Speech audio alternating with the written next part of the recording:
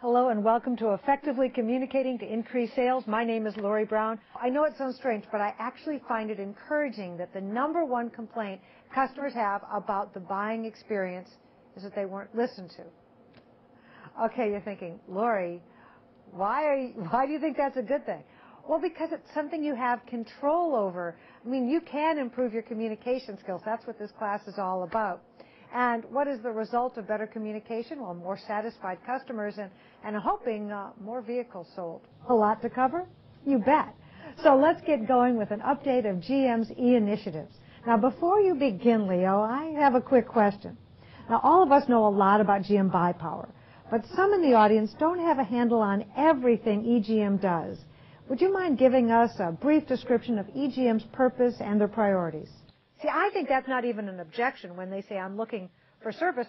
That's an opportunity to start asking them questions about what they're driving, how do they like it, but no pressure because they're not looking to buy a vehicle. Does that make sense, Julio? Ron Zemke, in his book, Knock Your Socks Off Service Recovery, rightfully calls listening a contact sport. So you should just throw out your image of casually listening or, passively listening as your coworkers, everybody's talking to you. You have to actively listen to really do it effectively. Now, listening sounds easy, but since customers say it's their number one complaint with the sales process, I'm guessing it's a little harder than we think. Oftentimes, and I don't know if you've heard this, Mark, and tell me if you haven't heard this, oftentimes people use words that describe how they take in information. Let me give you an example. A visual person will often say to you, well, I see what you're talking about there.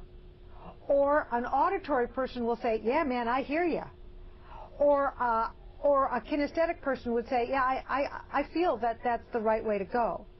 Mark, have you heard that also, that people... Yes, I am. Can you talk a little more about that? Yes, I am familiar with it.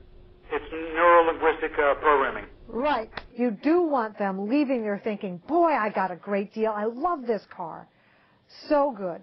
And that really is a celebration. Excellent. You're right, Mark. Thank you. Really, what an amazing class this morning. We're really getting some deep dive in here. I think that's great. Even if the adaptation is on the list, it's always good to call first to verify eligibility. Now, can you adapt every GM vehicle, Elliot? When we talked adaptive equipment, you almost immediately think van, but that's not the case. There are a lot of other vehicles that can be adapted, correct? I think it's a good idea to ask them if they mind. That way that you don't offend them. Right. And then I would explain, and the explanation is very simple. I want to make sure I capture your needs accurately. So if I write them down, then I can check back with you, and we can make sure that you get the vehicle that's perfect for you. I think it's very respectful. I think it also shows customers that you're listening.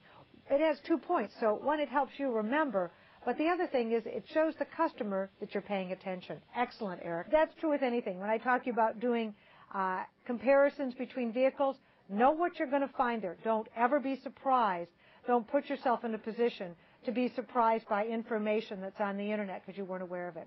Well, again, I want to thank you so much for being part of this broadcast. So to all of you, have a very happy and safe weekend, and I hope to see you in the class in the future. Take care now. Bye-bye.